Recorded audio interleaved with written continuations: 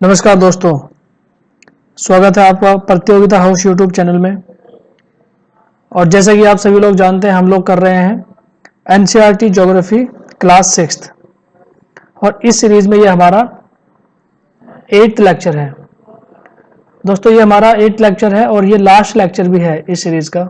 इसके बाद हम स्टार्ट करने जा रहे हैं क्लास 7th एनसीईआरटी। तो आप लोग इस सीरीज को अच्छे से देख लीजिएगा।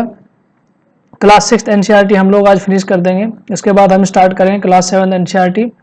और जिन्होंने अभी तक पिछले लेक्चर्स को नहीं देखा है वो एक बार पिछले लेक्चर्स को जाके देख लीजिए, बिकॉज जब तक आप पिछले लेक्चर्स को नहीं देखेंगे अगले लेक्चर्स आपको समझ में तो आएंगे, बट कुछ कॉन्सेप्ट ऐसे हैं जो हमने पिछले लेक्चर्स में कवर किया है, वो कॉन्सेप्ट आपका छूट जाएगा।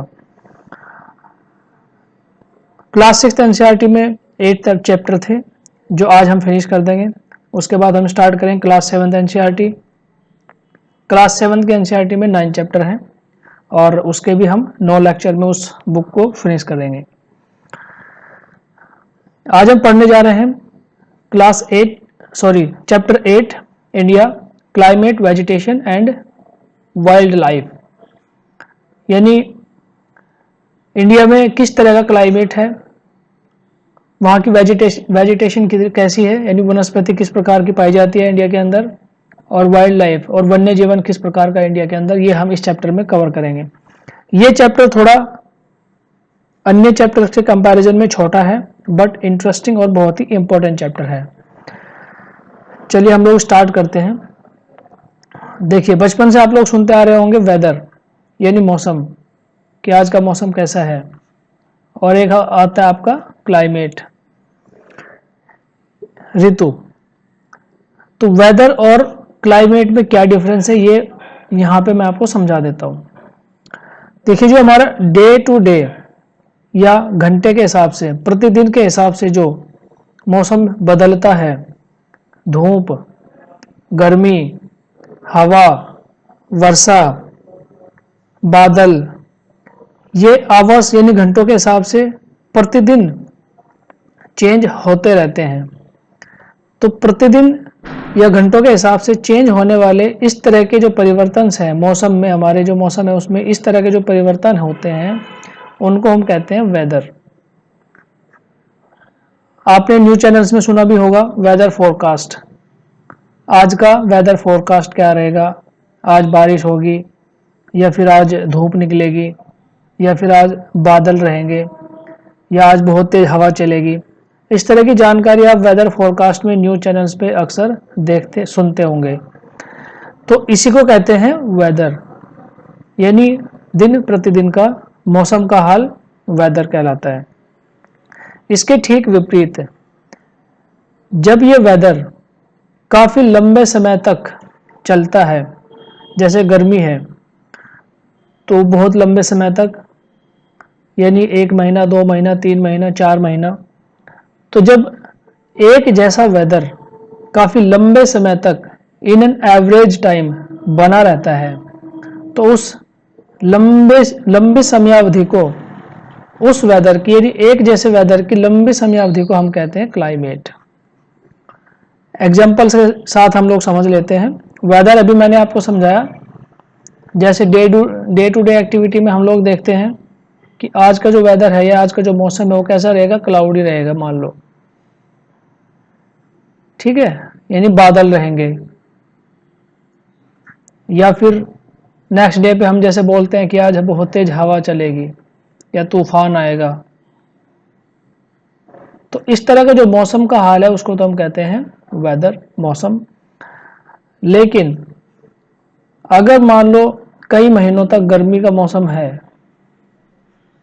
इसी मौसम में बहुत तेज बारिश भी हो रही, इसी मौसम में बहुत तेज हवा भी चल रही है, बहुत तेज गर्मी भी हो रही है, ठीक है, तो ये गर्मी का मौसम जब कई महीनों तक कंटिन्यूस चलता रहता है तो उसी के एवरेज भाग को हम कहते हैं क्लाइमेट या फिर ऋतु। ये कैसे होता है वो नेक्स्ट स्लाइड में हम लोग देखेंगे। और ये कितने प्रकार का होता है, जैसे समर ऋतु होती है, समर का क्लाइमेट होता है, विंटर होती है, या फिर मॉनसून होता है। ठीक है, तो आई होप ये आपको इन वेदर और क्लाइमेट दोनों चीज़ें आपको अच्छे से समझ आ गई होगी। अब बात करते हैं इंडिया में कितने तरह के सेशंस यानी कितने तरह की ऋतुएं पाई जाती हैं। इंडिया के अंदर 4 ऋतुएं पाई जाती हैं। एक एक करके हम लोग देख लेते हैं हम लोग। विंटर सेशन या शीत ऋतु जिसको हम हिंदी में बोलेंगे। ठीक है, ये कब से कब तक होती है? ये होती है दिसंबर से फरवरी तक।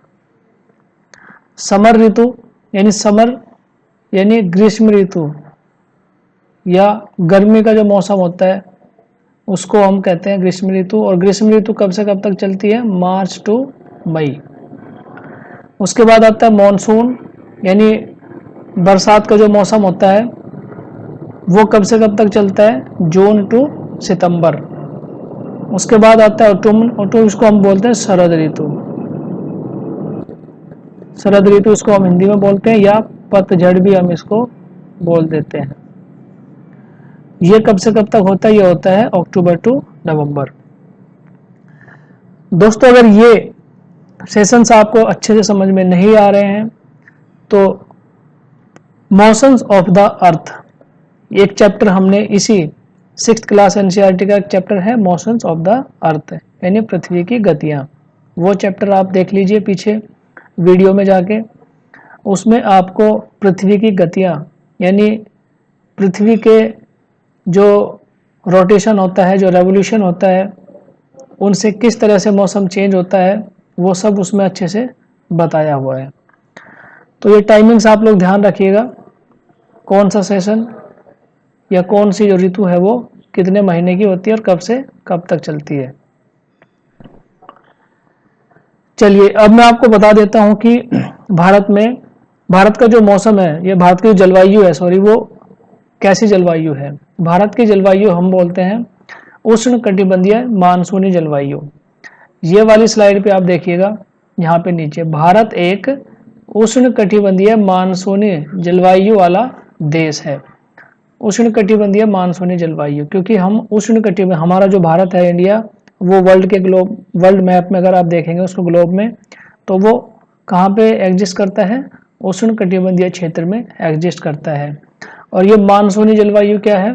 क्योंकि हमारा जो जलवायु, हमारे यहाँ पे जो मौसम है वो मानसून के हिसाब से बदलता है, जैसे कभी सर्दी, कभी गर्मी, कभी बारिश।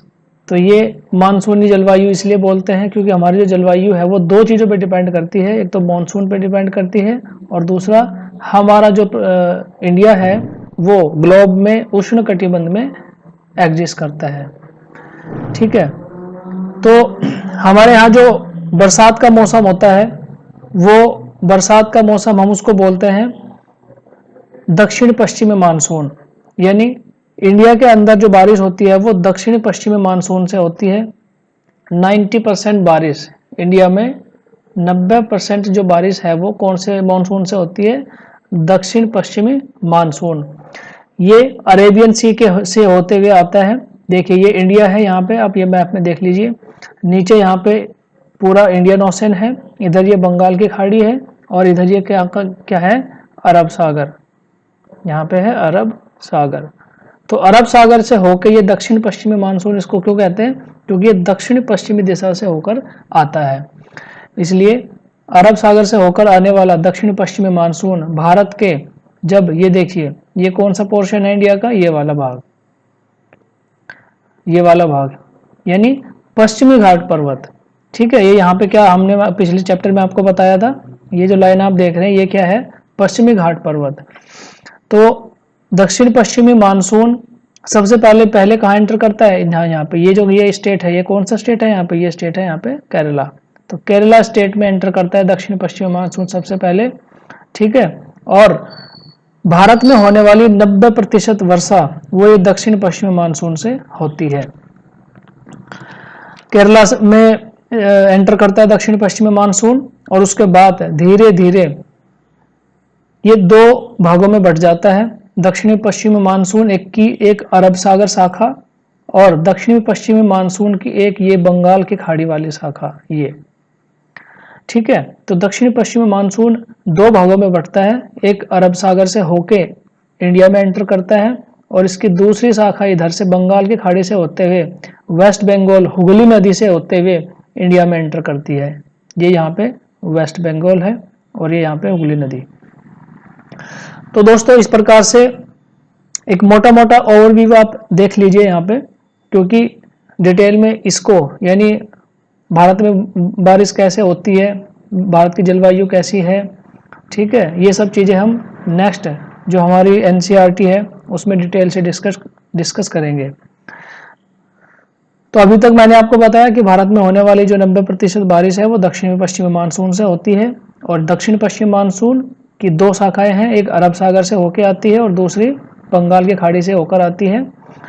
तो बंगाल की खाड़ी से होकर आने वाली जो दक्षिण पश्चिम मानसून की शाखा है ये वेस्ट बंगाल से एंटर करती है अंदर, उसके बाद में बिहार यहाँ पे, और बिहार के बाद में बिहार झारखंड, झारखंड उसके बाद में यूपी स्टार्ट हो जाता है और यूपी से होते हुए आगे हरियाणा तक, हरियाणा पंजाब तक। ये जो दक्षिणी पश्चिमी मानसून की बंगाल की खाड़ी वाली शाखा है वो यहाँ से एंटर करते हुए बिहार, झारखंड, उसके बाद आपका यूपी और यूपी के बाद आपका हरियाणा और पंजाब तक इसी दक्षिणी पश्चिमी मानसून की बंगाल की खाड़ी वाली शाखा से बारिश होती है। यानी दिल्ली, पंजाब, हरियाणा, यूपी, बिहार, वेस्ट बंगाल में जो आप बारिश देखते हैं वो इसी दक्षिणी पश्चिमी मानसून की बंगाल की खाड़ी वाली शाखा से होती है। रेस्ट ऑफ द इंडिया जो भी है यानी आपका वेस्टर्न ईस्टर्न घाट सॉरी ये जो था ये वेस्टर्न घाट पर्वत है, वेस्टर्न घाट पर्वत और मध्य भारत में जो बारिश होती है वो इसी दक्षिणी पश्चिमी मानसून की अरब सागर शाखा से होती है। आई होप ये आपको समझ में आ गया होगा, इतना आप समझ लीजिए। उसके बाद जो भी बचेगा वो नेक्स्ट चैप्टर्स में या नेक्स्ट एनसीईआरटी में अच्छे से कवर हो जाएगा। ठीक है, अभी भारत में जो बारिश है वो दो तरह से होती है। अभी मैंने आपको बताया था कि दक्षिण पश्चिमी मानसून से जो बारिश का मौसम होता है यानी ये वाला मॉनसून सीजन क्या है, जून टू सितंबर, ये सीजन होता है मॉनसून का और यहाँ पर जो बारिश होती है वो दक्षिणी पश्चिमी मानसून से बारिश होती है। दूसरा एक और जलवायु, एक और मॉनसून इंडिया में आता है वह है आपका उत्तर पूर्वी मानसून। ये वाले में देखिए इधर, एक मिनट में इसका कलर चेंज कर लेता हूँ पेन का सो दैट आपको अच्छे से दिख जाए।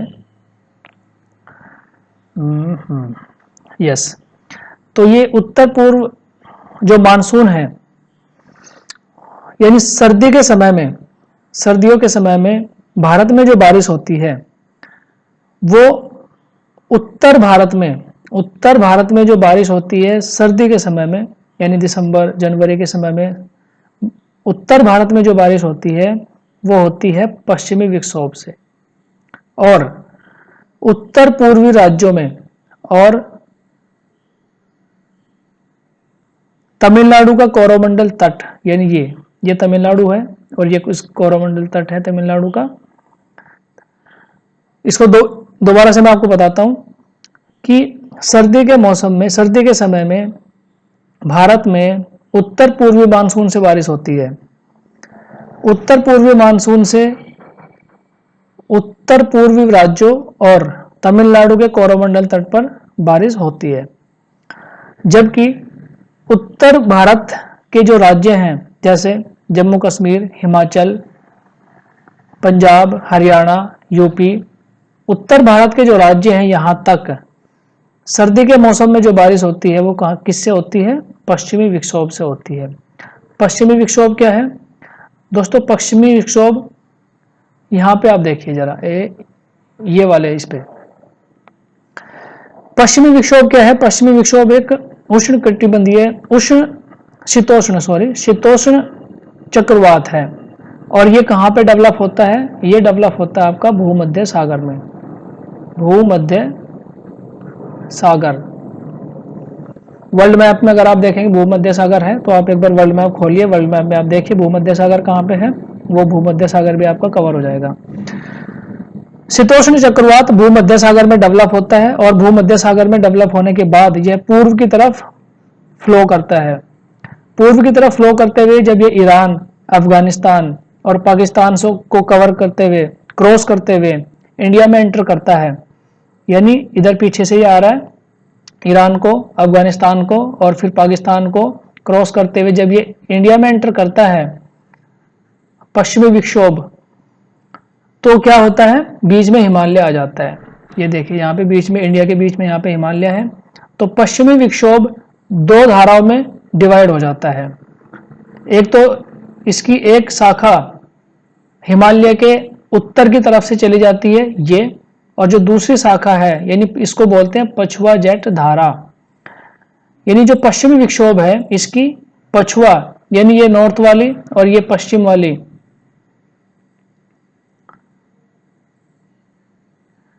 ये पछुआ जेट धारा इसका नाम है। तो इसके दो पोर्शन यानी दो पार्ट में डिवाइड हो जाती है जब ये इंडिया में एंटर करती है पछुआ जेट धारा, या पश्चिमी विक्षोभ कह लीजिए इसको, पश्चिमी विक्षोभ या पछुआ जेट धारा भी बोलते हैं, दोनों एक ही नाम है। तो पछुआ जेट धारा या पश्चिमी विक्षोभ जब इंडिया में एंटर करता है तो ये दो शाखाओं में डिवाइड हो जाता है। एक शाखा ये इधर यानी हिमालय के उत्तर से होके प्रवाहित होती है और दूसरी जो शाखा है वो हिमालय के दक्षिण से होके प्रवाहित होती है, इसलिए इसको बोलते हैं पछुआ जेट धारा की दक्षिण शाखा।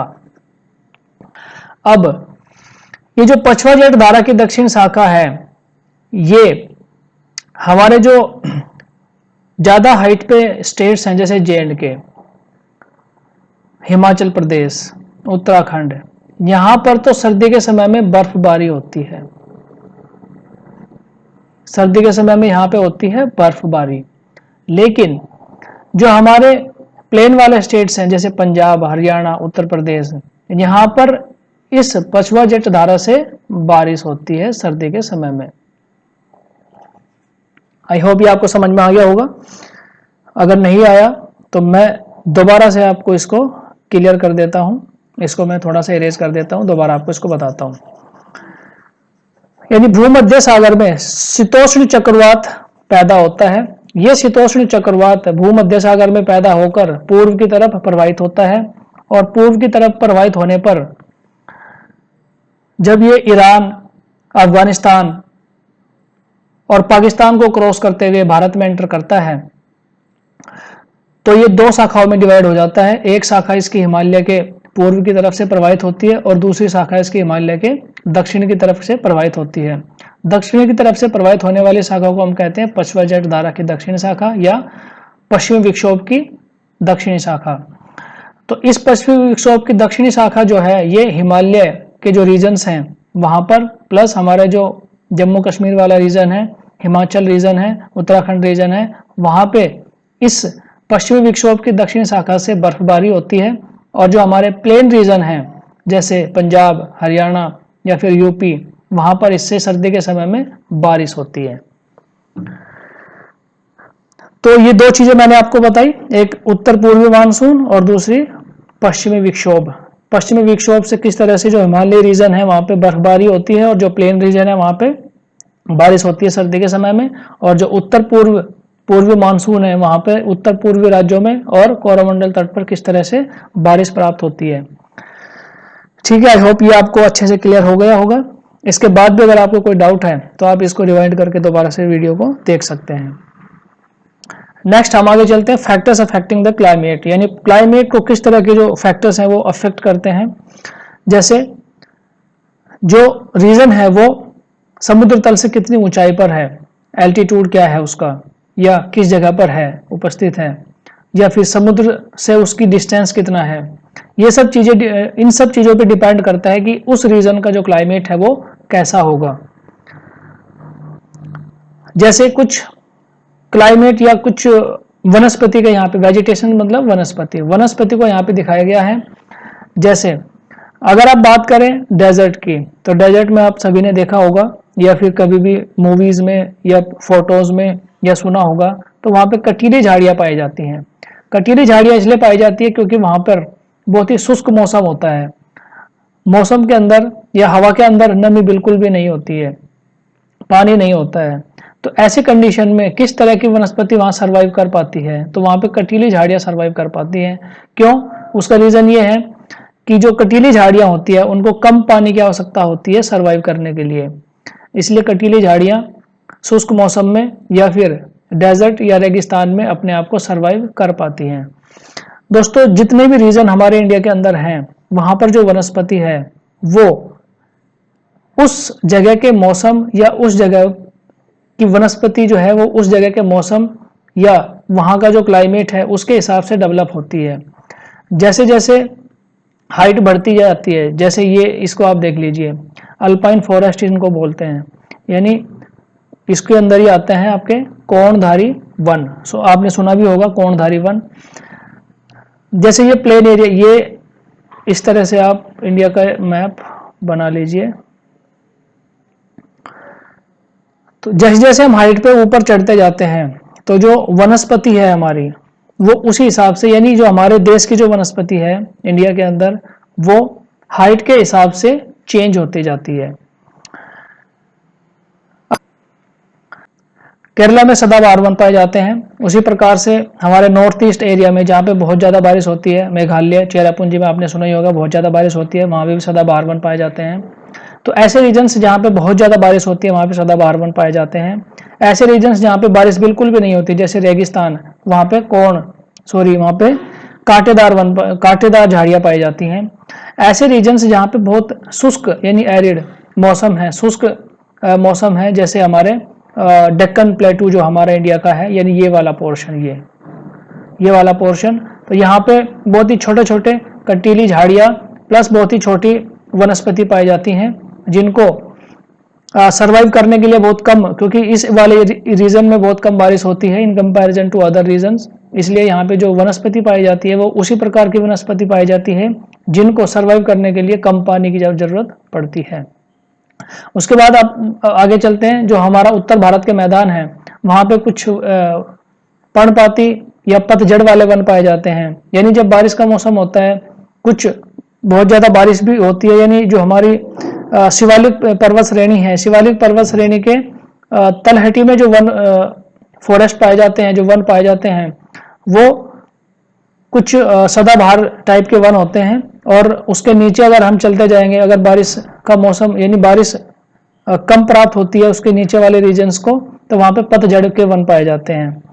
उसी प्रकार से अगर हम ऊपर चलते हैं यानी शिवालिक पर्वत से फिर मध्य हिमालय या लघु हिमालय, उसके बाद में हिमालयन रीजन में अगर हम जाते हैं तो जैसे जैसे हाइट बढ़ती जाएगी वैसे वैसे वनस्पति का जो आकार है वो चेंज होता जाता है।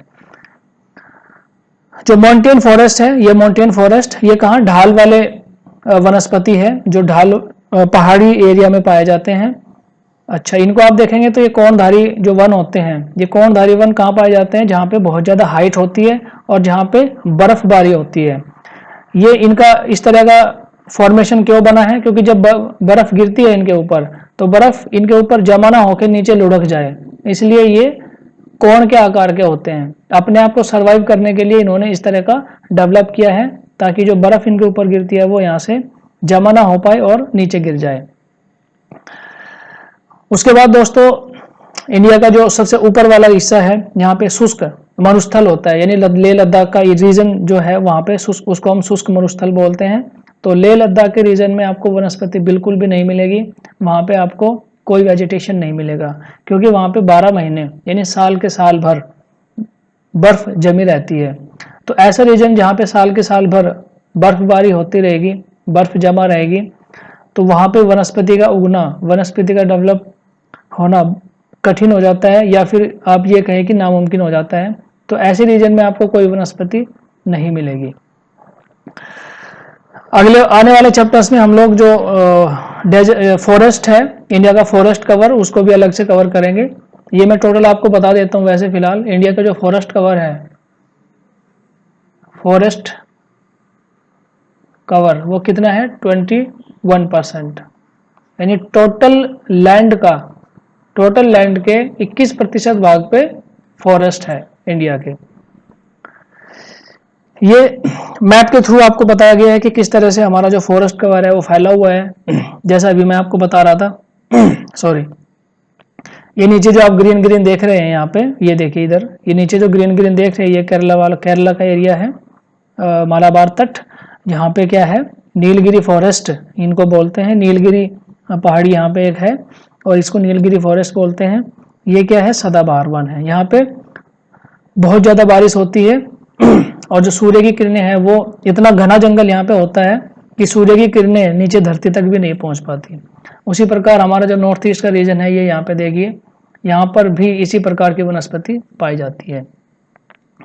उसके बाद अभी मैंने आपको बताया था कि जैसे हम जो हमारा हिमालय रीजन है, यानी हमारा शिवालिक रीजन, मध्य हिमालय और फिर आपका वृद्ध हिमालय, इसमें पाए जाने वाली जो वनस्पति है वो डिस्टेंस जैसे जैसे बढ़ती जाती है, यानी ऊंचाई जैसे जैसे एल्टीट्यूड बढ़ता जाता है, वैसे वैसे वेजिटेशन का आकार, वेजिटेशन का प्रकार भी बदलता रहता है। ओके, आगे चलते हैं। चलिए, अभी ये चैप्टर हमारा खत्म हो गया। ये चैप्टर हमने कवर कर लिया है एनसीईआरटी क्लास 6 चैप्टर नंबर 8, और इस प्रकार से ये जो एनसीईआरटी है आपकी क्लास 6 की, ये आज फिनिश्ड हो जाती है। ये टारगेट आज हमने कंप्लीट कर लिया है, क्लास 6 एनसीईआरटी कंप्लीट कर दी है। अब नया टारगेट हम अपना रखेंगे क्लास 7 एनसीईआरटी का। तो इसी प्रकार से आप मेरे साथ जुड़े रहिए ताकि हम 1 बाय 1 करके ये चैप्टर्स कवर करते रहें। मतलब एनसीईआरटी क्लास 6, 7, 8 और फिर 12 तक हम लोग इनको कवर करेंगे। और मुझे उम्मीद है कि जब क्लास 12 की एनसीईआरटी आपकी कंप्लीट हो जाएगी तो जितना भी आप सीखेंगे, यानी क्लास 6 से स्टार्ट करके एनसीईआरटी ज्योग्राफी की और क्लास 12 तक जो आप पढ़ेंगे, जितना भी आप सीखेंगे, उसके अलावा आप कोई भी एग्जाम, मैं इसकी बात की गारंटी दे सकता हूं कि कोई भी एग्जाम आप देंगे तो ज्योग्राफी स्टैटिक पोर्शन से, डायनेमिक की मैं बात नहीं कर रहा हूं क्योंकि जो करंट पोर्शन है, यानी एनवायरनमेंट वाला जो पोर्शन है वो current day by day change होता रहता है, बट स्टैटिक पोर्शन से अगर कोई भी क्वेश्चन आएगा तो वो कभी भी किसी भी एग्जाम में आपसे नहीं छूटेगा। और अगर आप चाहते हैं कि ये जर्नी हम इसी तरह से कंटिन्यू करते रहें तो आप इस चैनल को सब्सक्राइब जरूर करिएगा, क्योंकि जितनी भी वीडियोस मैं बनाऊंगा वो वीडियोस आप तक तभी पहुंच पाएगी जब आप इस चैनल को सब्सक्राइब करेंगे, नोटिफिकेशन आप तक पहुंच जाएगा। चलिए, अब इस चैप्टर के कुछ क्वेश्चन हम लोग ले लेते हैं। फर्स्ट है, द वर्ल्ड्स हाईएस्ट रेनफॉल अकर इन, यानी संसार की सबसे ज्यादा रेनफॉल कहां पर होती है। देखिए, ये सभी लोग जानते हैं, मासिन राम कहाँ पे है, मेघालय में। Next, wild goats and snow leopard are found in, देखिए नाम से पता लग रहा है, snow leopard and wild goats ये कहाँ मिलेंगे आपको, हिमालय रीजन में मिलेंगे। Next, during the south west monsoon, यानी दक्षिण पश्चिमी monsoon, south west monsoon period, the moisture laden winds blow from, moisture laden winds यानी जिनमें ऐसी हवाएं जिनमें नमी होती है, यानी नमी युक्त हवाएं कहाँ से कहाँ बहती हैं, तो कहाँ से कहाँ बहेगी, साउथ वेस्ट मानसून में। मैंने आपको बताया था ये इंडिया का मैप, और ये जो साउथ वेस्ट मानसून है ये कहाँ से, अरेबियन सी से इंडिया की तरफ, यानी लैंड की तरफ बहता है, तो sea to land. Hot and dry winds known as, देखिए उत्तर भारत में चलने वाली शुष्क और गर्म हवाएं, उनको क्या कहते हैं, लू, उनको लू कहते हैं।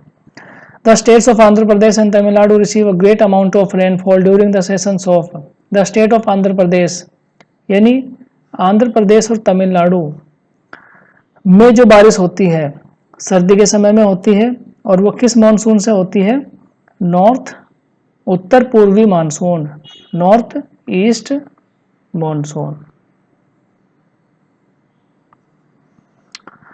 Dash forest in Gujarat is the home of Lions, यानी गिर फॉरेस्ट आएगा यहाँ पे, ये तो आपका जीके का क्वेश्चन है। Gir forest in Gujarat is the home of lion. I hope questions आपके यूजफुल रहेंगे, आपको काम आएंगे। और ये चैप्टर आज हमारा खत्म हो गया, चैप्टर 8, और इसी के साथ साथ हमारी क्लास 6 की एनसीईआरटी भी खत्म होती है। चैनल को सब्सक्राइब करना मत भूलिएगा। अब हम नेक्स्ट मिलते हैं क्लास 7 एनसीईआरटी के साथ, चैप्टर 1। तब तक के लिए thank you very much. Thank you.